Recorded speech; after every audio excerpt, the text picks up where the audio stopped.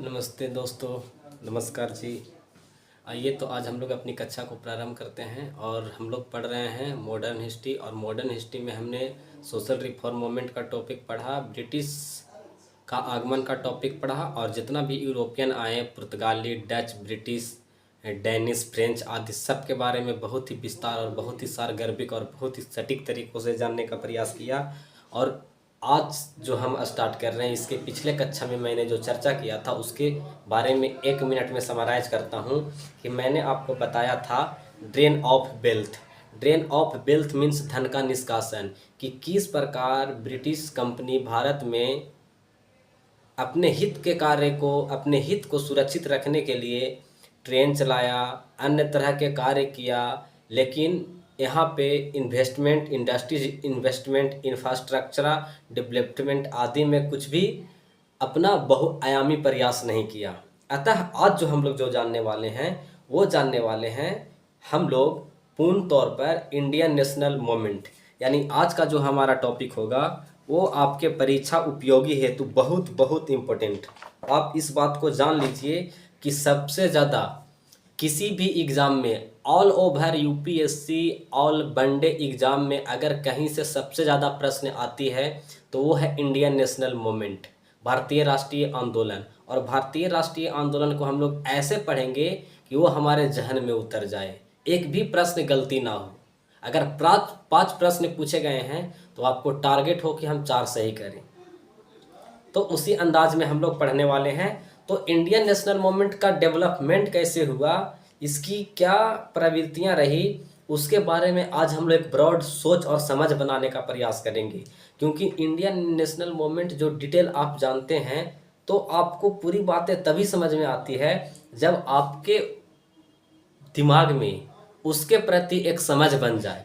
तो मैं आपको समझ बनाने का प्रयास करूंगा, तभी आप जान पाएंगे कि इंडियन नेशनल मूवमेंट का विकास कैसे हुआ और फिर भारत कैसे चरणबद्ध तरीकों से आज़ादी की ओर गया। तो आइए आज की कक्षा हम लोग प्रारंभ करते हैं और हम लोग आज देखने वाले क्या हैं, इंडियन नेशनल मूवमेंट।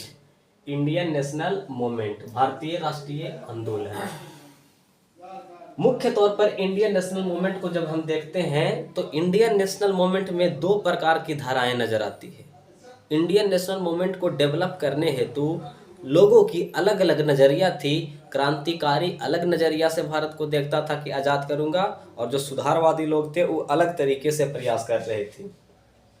तो इसी कड़ी में आप देखिएगा कि क्रमिक और सुधारवादी धारा, 2 धारा इंडियन नेशनल मूवमेंट को निर्वहन करने के लिए, भारत को आज़ाद करने हेतु 2 धाराएं चल रही थी। एक तरफ सुधारवादी धारा और दूसरे तरफ क्रांतिकारी धारा।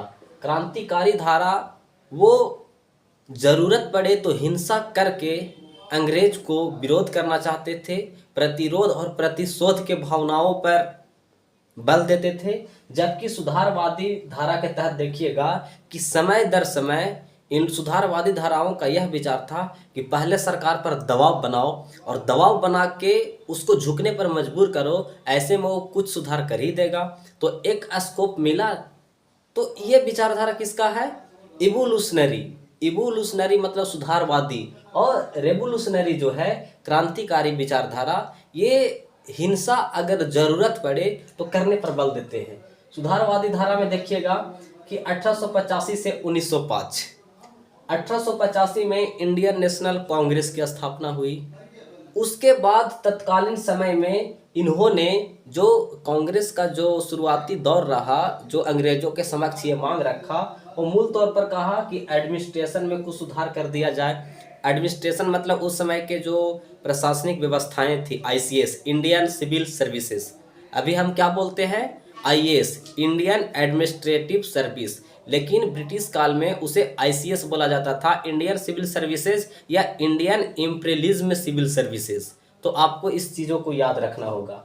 तो इसमें सुधार करने का प्रयास किया कांग्रेसों ने, तो अंग्रेजों ने कुछ राहत दी। इकोनॉमिक सुधार करने का कोशिश किया, यानी 3 प्रपोजल रखा कांग्रेस ने सुधारवादी धारा के अंतर्गत कि एडमिनिस्ट्रेशन में, इकोनॉमिक्स में और पॉलिटिकली रिफॉर्म में।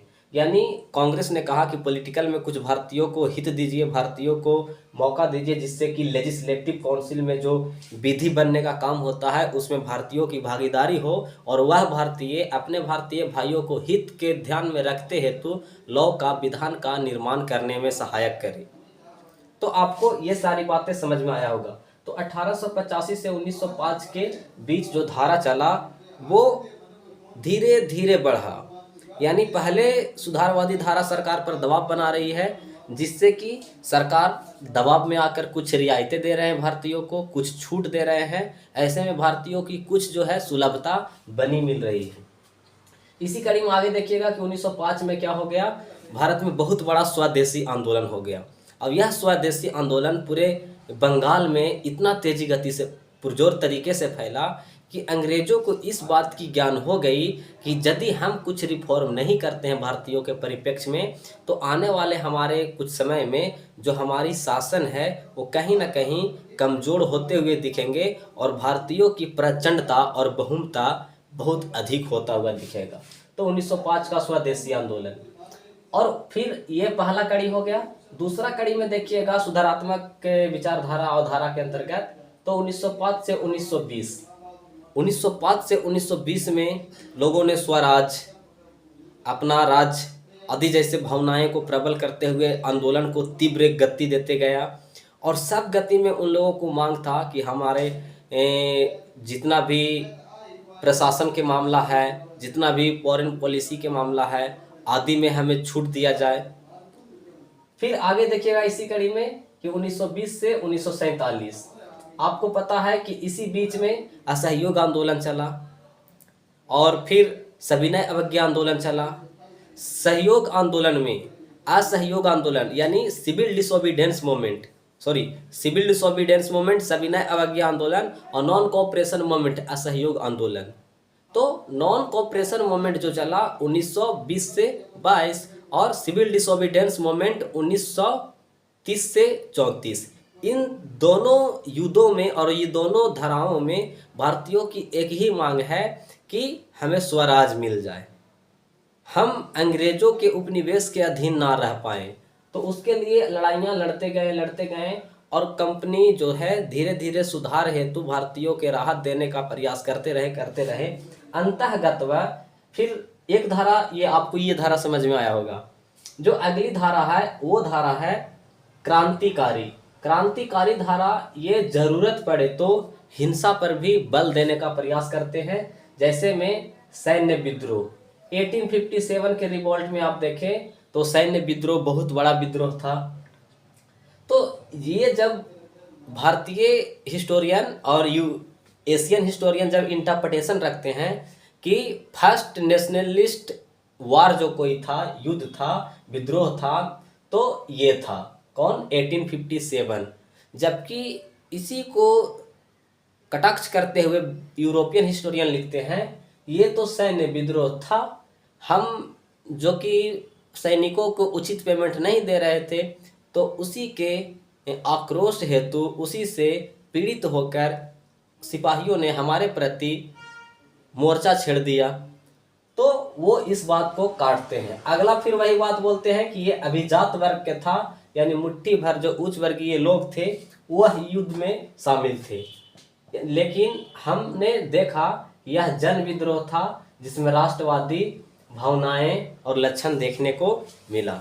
बहुत सारे यूरोपियन हिस्टोरियन कहते हैं कि 1857 का रिवॉल्ट था जो अभिजात वर्गों का ही था, यानी उच्च वर्गों के लोगों के द्वारा ही चलाया गया था। सैनिक विद्रोह था, सैनिक को जॉब में पेमेंट नहीं अच्छा मिल रहा था, उचित वेतन नहीं मिल रहा था, अतः इन लोगों ने आक्रोश में आकर हमारे प्रति मोर्चाबंदी कर दिया।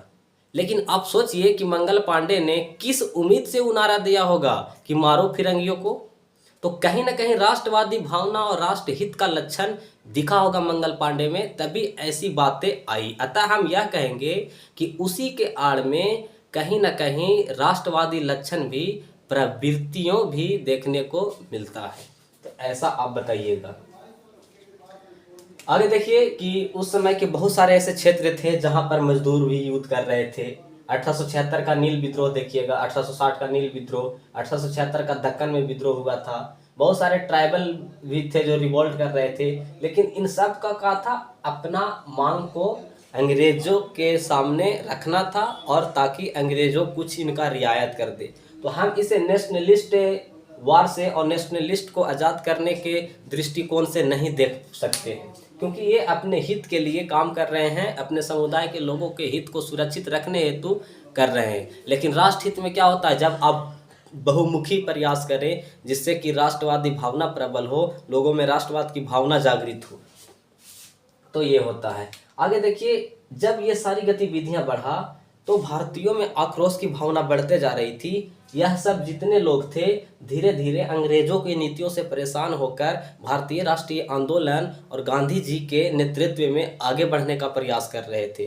अतः कुछ समय बाद देखिएगा कि ये जितना भी आंदोलन और क्रांतिकारी हैं, क्रांतिकारी एक अपना अलग विचारधारा के अनुसार काम करेंगे, और जितना भी मजदूर थे, ट्राइबल थे, और जितना भी उस समय के जाति कहे तो ब्राह्मण, दलित, कुछ नहीं, सारा एक देखते थे कि देश, पहला देश, और सारे गांधी जी के नेतृत्व में अपना कदम आगे बढ़ाएं।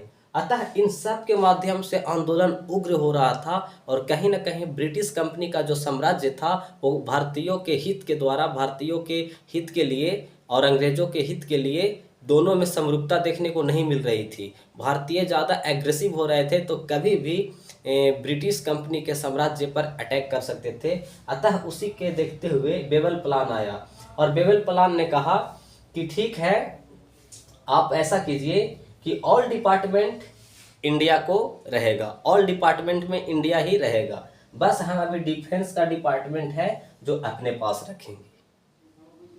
लेकिन यह भावना भी ज़्यादा दिन तक नहीं रहा, और भारतीयों ने कहा क्या, पूर्ण स्वराज।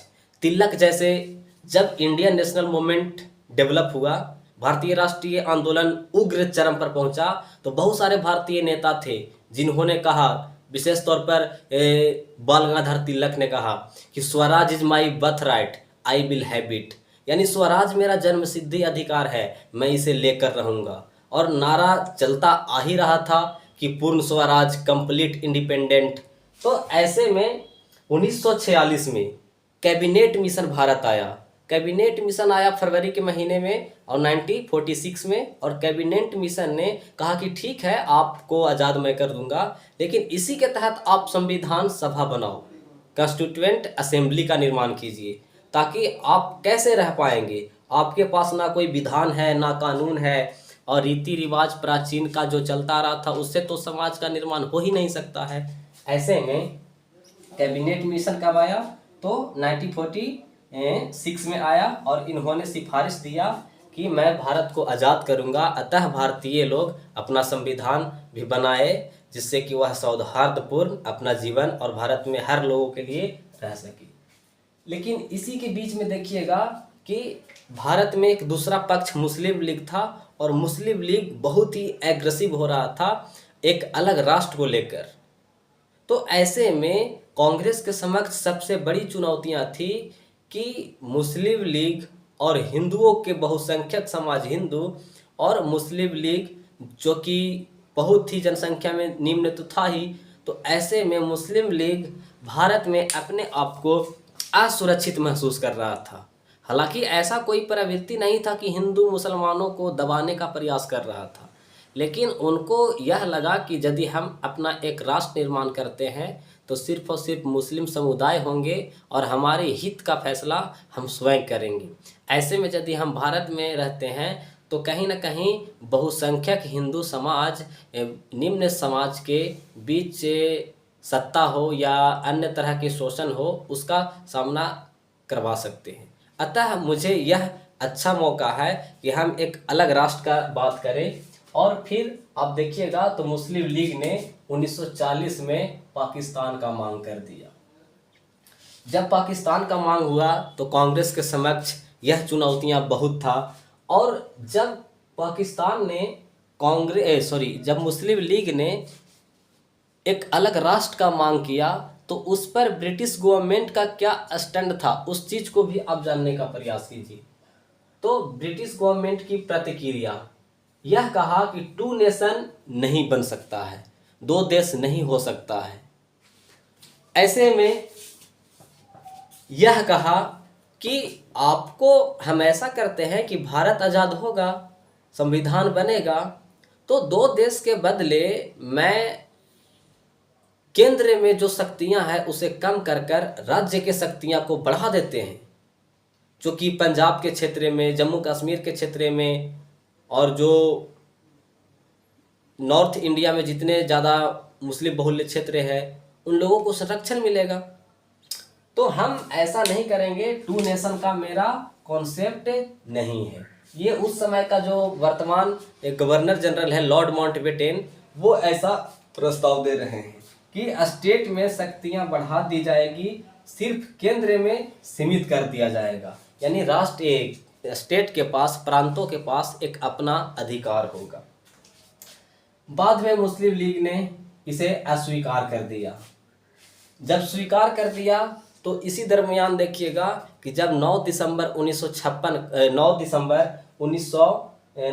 1946 के कॉन्स्टिट्यूएंट असेंबली का गठन हुआ, जब लोग वहाँ पे लोगों की चुनाव हो रहा था, तब मुस्लिम लीग ने भाग लिया ही नहीं। जब मुस्लिम लीग ने भाग नहीं लिया तो बहुत सारे लीडर्स थे, वो बोले कि हम उनके हित को भी सुरक्षित रखने के लिए हम संविधान उस दृष्टि से बनाएंगे।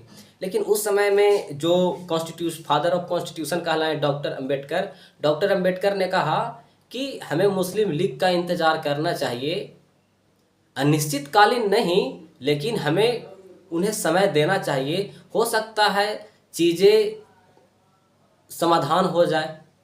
तो ऐसे में मुस्लिम लीग के कुछ प्रतिनिधि आए, मुस्लिम लीग के रूप में कुछ लोग आए, और फिर कॉन्स्टिट्यूएंट असेंबली का कार्यक्रम आगे बढ़ा, और फिर मुस्लिम लीग ने भाग नहीं लिया, अभी मैं आपको बताया।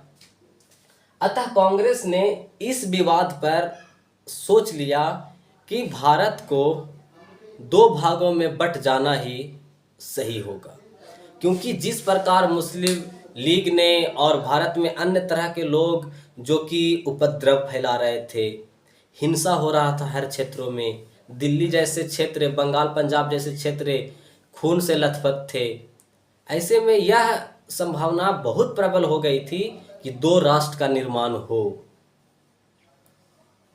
तो कांग्रेस ने इसका मंजूरी दे दिया। तो फिर ब्रिटिश गवर्नमेंट ने घोषणा किया कि 15 अगस्त 1947 के दो राष्ट्र, दो देश स्वतंत्र होंगे, और फिर जब स्वतंत्र होंगे तो एक पाकिस्तान बनेगा और एक इंडिया बनेगा। इसी के तहत सरदार वल्लभ भाई पटेल और डॉक्टर राजेंद्र प्रसाद ने ब्रिटिश गवर्नमेंट से कहा कि हम तो ऐसा कर ही रहे हैं, लेकिन आप मुझे एक सेब का टोकरी दीजिए। पटेल जी कह रहे हैं, सरदार वल्लभ भाई पटेल जी कह रहे हैं उस समय के जो गवर्नर जनरल है लॉर्ड माउंटबेटन से, कि दो राष्ट्र तो बन ही रहा है, और हम आपसे यह कहते हैं कि आप मुझे सेव का एक टोकरी दीजिए। टोकरी हो गया भारत, और सेव हो गया कौन? जो प्रिंसली स्टेट था, जो भारत में देशी रियासतें थे लगभग 560 के आसपास, उन लोगों को आप कहिए कि वह चाहे भारत में या तो पाकिस्तान में विलय कर ले, विलय पत्र पर सिग्नेचर कर दे, वह स्वतंत्र रहने का जिद ना करे। तो लॉर्ड माउंटबेटन ने कहा था कि पटेल जी, मैं आपके बातों से सहमत हूँ, कुछ सेव नहीं भी मान सकते हैं, कुछ जो सेव है आने से मना भी करेंगे। तो पटेल जी कहें कि उन सब सेवों से हम समझ लेंगे। और लास्ट में देखिएगा कि पटेल जी एक हाथ में छड़ी और एक हाथ में पैसा लेकर कहेगा गिफ्ट ले लो, वरना फिर छड़ी से मार करेंगे। और फिर सभी राज्यों को देखिएगा कि सरदार वल्लभ भाई पटेल ने बहुत ही अच्छा से क्या करेगा, एकीकरण करेगा, जोड़ने का काम करेगा। जूनागढ़, जम्मू कश्मीर और हैदराबाद जैसे राज्य थे जो संकट खड़ा किया, हालांकि कुछ बाद फिर वो विलय हो गए। तो आपको ये बात को समझ में आ गया होगा। फिर आगे देखिए, इसी के तहत गवर्नमेंट ने ये सहयोग दिया। ये बात तो जूनागढ़, हैदराबाद, कश्मीर आपको मैं बता दिया। और भारतीय क्रांतिकारी अंग्रेजों के प्रति गतिविधियां बढ़ते जा रहा था, जिसमें विशेष तौर पर इवोल्यूशनरी और रेवोल्यूशनरी इंडियन नेशनल मूवमेंट के मजबूत करने के लिए एक दो धारा था जो मैंने आपको बताया। अब ऐसा भी था कि उस समय के जो लोग थे, भारतीयों को जागरूक करने हेतु जनता को अपना माध्यम बनाना चाहते थे, विदेशी सहायता भी लेना चाहते थे भारत के लोग। इसलिए अब देखिए कि गद्दर पार्टी का स्थापना हुआ था लाला हरदयाल ने सैन फ्रांसिस्को अमेरिका में। अमेरिका के लोग पूछते थे कि लाला जी आप गद्दर पार्टी किस उद्देश्य से बनाए हैं? तो लाला लाजपत राय जी कहते थे हमारा पार्टी का नाम क्या है? गद्दर। काम क्या है? गदर मचाना। तो गदर किसके साथ मचाना? अंग्रेजों के हित के लिए पहुंचाना, जहां पे वो भारतीयों को शोषण करते हैं, अपने आप को पिता तुल्य और ट्रस्टीशिप का सिद्धांत के तहत शासन करने का बात करते हैं, लेकिन उसकी साम्राज्यवादी नीतियां हैं जो भारत को दिन प्रतिदिन खोखला बनाते जा रहे हैं। तो विदेशी सहायता भी क्रांतिकारी लेने का प्रयास कर रहे हैं। फिर इसी कड़ी में देखिएगा कि जो सेना है उसको नेशनलिस्ट, क्योंकि अंग्रेजों के सेना में ज़्यादातर कौन थे? भारतीय थे। तो ऐसे में कुछ जो क्रांतिकारी थे वह चाहते थे कि विदेशी सहायता तो प्राप्त करेंगे तो करेंगे ही, लेकिन यदि हम भारतीय सेना को नेशनलिस्ट की भावना अगर उसमें भर देते हैं, राष्ट्रवादी भावना उसमें आती है, तो वह ब्रिटिश के ही सेना वो एक दिन ब्रिटिश गवर्नमेंट के सामने बंदूक तान कर खड़ा हो जाएगा। तो ये बातें हैं। इसी के तहत देखिएगा कि पोस्ट 1922 के बाद देखिएगा तो HRA एक संगठन बना, हिंदुस्तान रिपब्लिकेशन एसोसिएशन। ट्रेन कांड यही किया था 1925 में जो ककोरी कांड हुई थी। आगे इसके बारे में विशेष चर्चा करेंगे। फिर देखिएगा कि HSRA जब ये संगठन तितर बितर हो गया, नहीं चल पाया, दमन कर दिया गया, तो आगे चल के एक संगठन बना था HSRA यानी हिंदुस्तान सोशलिस्ट रिपब्लिकेशन एसोसिएशन। उन क्रांतिकारियों का क्या सोच दर्शा रहा है आप सोचिए तो, सोशलिस्ट वर्ड क्यों जोड़ा क्रांतिकारी लोग? तो आपको इन सब चीज़ों को समझना होगा कि HSRA Hindustan socialist republication association. अब देखिए तो इसमें एक जो मूल वर्ड फोकस करने योग्य है वो है सोशलिस्ट, मतलब समाज। हम समाज में समता, समानता, समरूपता, सौहार्द आदि भावना लाने का प्रयास करेंगे। क्रांतिकारियों का भी ये सोच है कि हमारा भारत जाति, प्रथा, धर्म, सांप्रदायिकता आदि जैसे भावना से ग्रसित ना रहे और हमारी जो सोच है उस सोच पर भारत खरे उतरे और भारत एक सच्चा राष्ट्र और फिर इसके माध्यम से भारत का निर्माण हो। तो ये सारी सोच कौन दर्शा रही है? ये कॉन्स्टिट्यूशन में और ये बातें हैं जो अब डाला गया है। और कहीं ना कहीं हम जो फ्रीडम फाइटर लोग थे उन लोगों की भावना को सम्मान करते हुए हम अपना संविधान को बनाए हैं। जो फ्रीडम फाइटर में जितने भी लड़ने वाले लोग थे वो लोग का जो भावनाएं थी, जो HSRA Hindustan socialist republication association का विचार था, उसको हमने अपनाने का प्रयास किया है। मुलाकात होगी अगले क्लास में। Thank you all of you. जय हिंद, जय भारत, गुड नाइट।